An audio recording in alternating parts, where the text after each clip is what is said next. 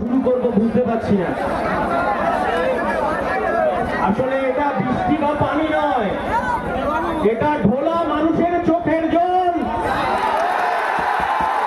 মাননীয় মুখ্যমন্ত্রী, আপনি বোরখা পরে আপনি মুসলমান দরদি সাজে, যদি আপনার পুলিশের স্থায়ী থাকে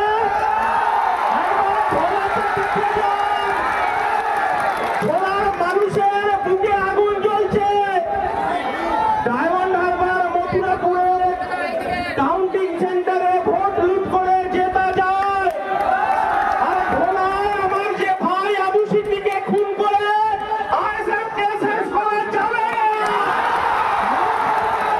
আপনি শুনে যান, আপনি এই রাজ্যের মুখ্যমন্ত্রী, আপনি এই রাজ্যের পুলিশ মন্ত্রী, আপনি চেষ্টা করেছিলেন আইএসএফকে আটকানোর জন্য, আর আমার দলের চেয়ারম্যান বাঘের বাচ্চার কিছুক্ষণের মধ্যে ঢুকছে।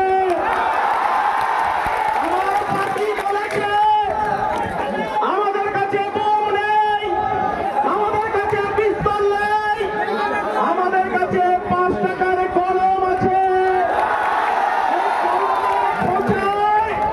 রাজদীপ বাবু, আপনার যে খাকি পোশাকটা আইএসএফ হাইকোর্টে জমা করবে,